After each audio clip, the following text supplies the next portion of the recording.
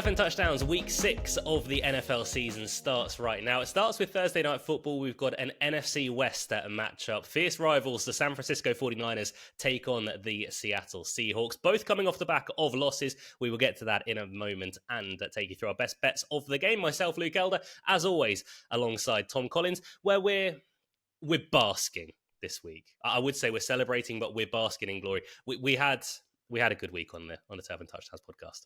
Yeah, it was a really good week. It's the week we've been waiting for across both horse racing and NFL. We kind of smashed it. I know it's really cringe for people to say that about their own work, but we've been waiting 5 weeks for it. Week 5 was the time in the NFL, and the Cornwall Turf Mile. A bit of Keeneland action didn't hurt anyone either. So hopefully it continues into week 6, right here, right now, Thursday Night Football. Absolutely. Where Seattle let us down last week. On Sunday, we put up 8 selections, 7 of them won. I felt like I had a terrible week. Still went 3-1, but yeah. Tom put up 5 selections. All 5 of them managed to win. We had the joint play come in, play of the day, one for both of us for the first time ever. For the Sunday podcast, that's where we're having the victory sip on that side of things. One thing I have to get off my chest, last Thursday night, you obviously went 100% once again. I went 0-2, but Chris Godwin had a terrible game, didn't he? Oh, no. No, he didn't. He went under the line by 1.5 yards, and then we also had him to score a touchdown as well. Or I had him to score a touchdown, but he didn't get closer. No, he got tackled at the 1. Mate, it was Breece Hall all over again, wasn't it? I'm not over it. I'm not over it. I would rather he have just had no catches and really messed up, but Chris Godwin, we'll see you again later in the season. But we move on to the Thursday Night Football matchup between the Niners and the Seahawks. The Niners currently 3.5-point favourites on the road. I'll be honest, Tom, neither team have been exceptional this year. Only one of them was meant to be exceptional, in fairness, but the Seahawks sit here at 3-2. The Niners, surprisingly, at 2-3. They come off the back of a bit of a surprise loss to the Arizona Cardinals. But whenever these two teams match up, they generally give us a decent contest. The over-under is 47.5, so we're expecting points here. Yeah, we should have points. We saw in the Seattle against New York Giants game, sorry to bring that up for a Seattle fan, that there were plenty of points on both sides of the ball. And obviously San Fran seemed to score plenty in every game, and they seem to be giving up points lately due to bad decisions. So we should definitely have points. Do I want to bet the over-under? No, purely because, one, I bet an under last week, and it was one of the most stressful 4 hours of my life. And overs, I don't know, this game, because they're so unpredictable, both of these teams, it's very hard to actually tell you what I'm expecting the score to be. So how can I bet the over? It'll be with no confidence. However, I'm only having one bet in this game. I'm going to go straight into it, straight from the outset of this podcast, and it's on the outcome of the matchup. Now, the handicap is currently 3-point favourites to San Francisco 49ers, +3 to Seattle. And I genuinely hate that line for every single game throughout the year. It did start -3, so it has moved. Yeah, but the thing is, a field goal just changes the game, and you never know what's going to happen in the last 2 minutes. Every game seems to come down to the last drive, doesn't it? So I hate lines like this, but I'm going to put up the San Francisco 49ers -3 in this matchup. I just think the 49ers are more trustworthy. Now, that's not to say they're overly trustworthy, because we've seen in recent weeks they've bottled it twice, actually, against the Rams and the Cardinals. However, how can you trust the Seahawks? I'm about to apologise for what I'm about to say, Luke, because I know you're a Seahawks fan and this is not going to be nice to hear. However, Seattle last week did the most Seattle thing I've ever seen in history.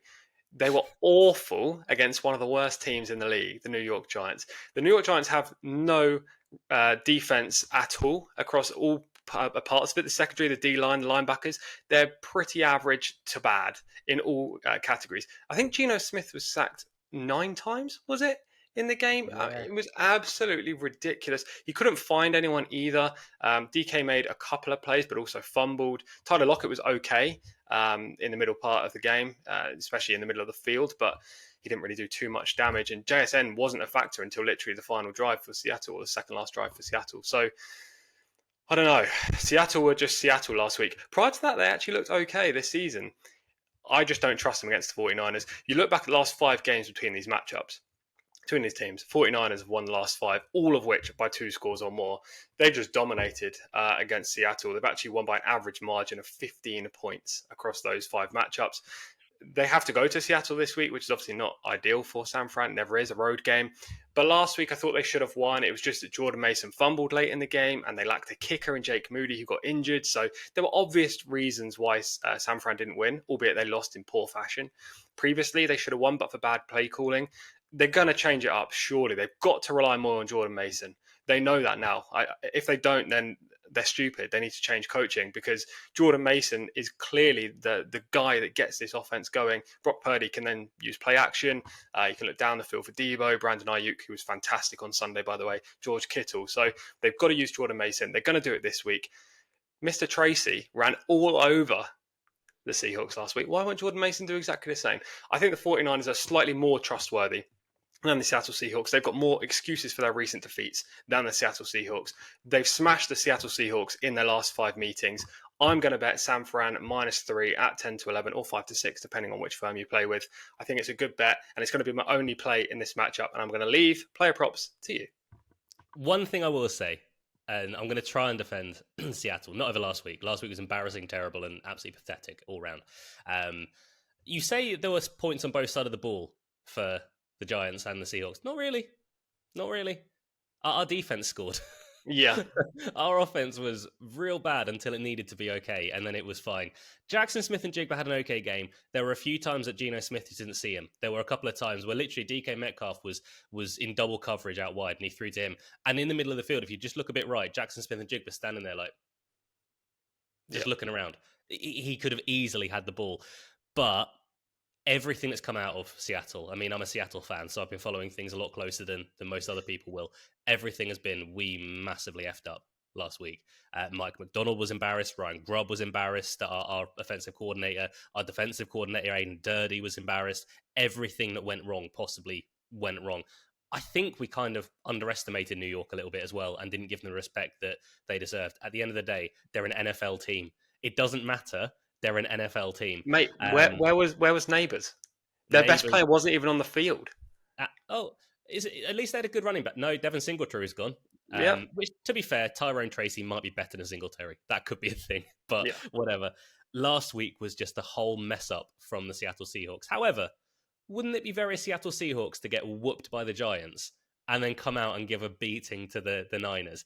I understand that the Niners have got a very good record against Seattle in recent years. Seattle haven't been a very good team. We've been massive overachievers the last few years. We're overachieving already. 3-2 is better than we expected to be this year. We expected to be 4-1 coming into this game. One thing I will say is that Kyle Shanahan normally outcoached Pete Carroll. Sean McVay normally outcoached Pete Carroll. They knew what Pete Carroll was going to do. I don't think Pete Carroll in his latter years was very good at changing things up and changing his game plan. And things went wrong very quickly. I'm hoping that's different from Mike McDonald. But do you know what they got wrong last week, Tom? The Seattle Seahawks. Did they not run the ball enough? There we go.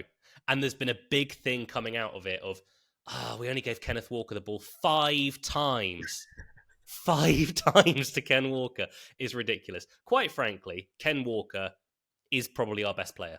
DK Metcalf is a very good receiver, but Ken Walker, I said it in preseason when we were going through a few anti-post pairs, Ken Walker is a top 5 running back in the NFL. Ability alone, Ken Walker is a top 5 running back without a shadow of a doubt. Now, this is going to bring you to my first bet after my moan, and I apologize for that, but I had to get it out of my system, and we'll do it again on Sunday. But Ken Walker... Oh, I'm not over it. Ken Walker, over 55.5 rushing yards is 10 to 11. I like that. Ken Walker's had a very productive season. San Francisco, honestly, they're not great against the run. They're not terrible, but they're not fantastic.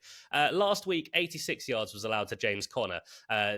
Earlier on in the season, Kyron Williams ran all over them for 89 yards and 2 touchdowns. Against Minnesota, to Ty Chandler and Aaron Jones, they allowed 114 rushing yards. So you can run on the Niners. Game script is obviously a slight question mark, because if Seattle fall behind early on, which I don't necessarily think will happen, that might be a slight problem. But it might not be as well, because we were behind to the Detroit Lions, and still Ken Walker had a good game against Detroit. He put up 12 attempts, 80 yards, and 3 touchdowns. Obviously, Detroit are a very, very good run defense. They're far, far better in that department than San Francisco. Against Denver, he had 20 attempts on the ground, 103 yards, and a touchdown. Against the Giants, 5 attempts for 19 yards and no touchdowns. Spot what went wrong. Ken Walker was not used in the slightest. We had positive game script at one point, still wasn't used. The run game will be used more. Mike McDonald mentioned it. Ryan Grubb mentioned it. They have to get Ken Walker going. I don't know what happened last week, I should say, but he hasn't averaged less than 3.8 yards per carry. That translates to 15 carries. If he gets 15 carries in this game, which if he doesn't, I will be pulling my hair out, he's going to go over this rushing line of 55.5. I think this is a massive overreaction, Tom, by the bookmakers to go this low. Ken Walker is a much, much better running back than he's being given credit for by the bookmakers this week. Yeah, no, I do like him. I do like him this week, I have to admit. And that line is very low. You've kind of proved that with your points there, that you just made your argument for betting it. But also, if you look back at the history of Ken Walker in the NFL, if he gets 10 plus carries, the likelihood is he's going to go over 50 plus yards. So, look, if you don't get this, I think it'll be very close. And it will largely be due to the fact the 49ers have got out to an early lead. But even then, as you say, Ken Walker could still be used on the ground just for like they're trying to make a point after what they did last week, shambolic offensive play calling at the times of need, basically. As I say, I'm not going to bet any player props this week. I know you've still got one to come. I will just say, though, I did look at lines for JSN, and I know you're a big fan of JSN. How do you think he'll get on this week? I don't know. He's hard to predict. He's hard to predict, honestly. Last week, I think we went to JSN just because it was out of necessity. His touchdown, I don't know what New York were doing. They just forgot that he existed. But I think it's more a DK game. Right. DK is an angry man at the moment because he's fumbled the last twice. He's probably cost us the game the last twice, quite frankly. He put us behind to Detroit when the defense couldn't stop Detroit. And then last week he fumbled when we were on a good drive. We were probably going to score in some capacity, and he fumbled again. I think DK is going to play real ticked off, and I think he's going to have a fairly good game. However, I do not trust DK Metcalf. He is not a guy to trust inherently. However, one guy to trust is George Kittle. George Kittle has had a very good year amongst tight ends who have just been absolutely terrible pretty much from start to finish. So far this year, he had 5 targets in game 1, 40 yards he managed against the Jets. Against Minnesota, 8 targets, turned that into 7 catches for 76, 45 yards on 4 targets and 4 catches against New England, and 64 yards against Arizona last week when he really wasn't needed for a great deal of the game. Ayuk was doing very well. Jordan Mason had a good game. They were up for the majority of the game as well. To get 12 targets while he's banged up, which he still is, that is a slight concern. He has got a rib issue, but if you're getting 12 targets where you've got a rib issue, he's going to be absolutely okay for this. And Seattle, honestly, we're not great against tight ends. We're not great against anything if you look at last week, but against tight ends especially, Theo Johnson, who's that? He's the rookie for the Giants. 5 for 48 last week. Detroit had 6 catches for 66 yards on us, mainly Sam Laporta, but Brock Wright got a couple of catches as well. And Hunter Henry absolutely dominated us against New England. He got 8 catches for 109 yards. So I think this is a George Kittle game regards to the 49ers. They need to get Jordan Mason going. They have to use him more than they did last week. 14 carries, much like Ken Walker, just isn't enough for a guy like Jordan Mason, especially when you're leading. You can't rely on Brock Purdy that much. Brock Purdy's a good quarterback. I don't think he's that guy, though. I think if you make him run around behind the defensive line that quite happily would have let him get hit at times, you're going to struggle. Boye Maffei's back in this game, one of the leaders on defense for the Seahawks, and he's, I think, sack leader at the moment, one of our leading linebackers. He's going to be back. He was held out of the Giants game to make sure he was ready here. I think Brock Purdy might struggle in this spot, but I don't think George Kittle will. George Kittle will be absolutely okay. I'm going to make a bet with you as well, Tom, and I don't think you want to take this. Go on. I bet to you that the first defensive play by the Seattle Seahawks will be a Ken Walker carry. I will not take that because I think that is a certainty. And I think Jordan Mason carry will be the first play for the 49ers as well, to be honest. Both teams could go left field and talk all about how they're going to run the ball and then suddenly use play action first play. That could be interesting, but I think they'll both play safe in this divisional matchup. Both teams need to win, especially the 49ers because they're 0-2 in the division so far. So, yeah, I think they'll both be running the ball early. We'll see it a lot. We'll see it often. And I think it's going to be effective, both sides leaning towards the 49ers and giving them a victory. Hopefully not. Niners against the Seahawks then. Tom, just take us through your bet. Yeah, my only bet on Thursday Night Football in Week 6 is the San Francisco 49ers -3. I think it's 5-6 now. The odds was 10-11, but the line has slightly shifted. So 5-6. And that'll be my only play before we go again on Sunday. Absolutely. I will take 2. I'll take Ken Walker over 55.5 rushing yards at 10-11. Big fan of that line. That's the main play for me. And I think George Kittle will have a good game. Over 47.5 receiving yards at 5-6. I quite like that. They're my 2 plays for this. If you did enter our competition last weekend, thank you very much. We had tons of entries on that. The winner will be announced on our Sunday podcast, and we'll obviously get in touch with the winner. You get to choose your £25 free bet, or if you want the jersey instead. But that will be announced on our Sunday podcast. That will be coming up later in the week, along with our horse racing podcast. But that is us done on the Turf and Touchdowns podcast for Thursday Night Football. Until we next get to speak to you, stay soft. That's the first time I've messed it up. Stay soft. You've never seen me mess that up, have you, Tom? No, you've been perfect every time. Stay safe, look after one another, and go Seahawks.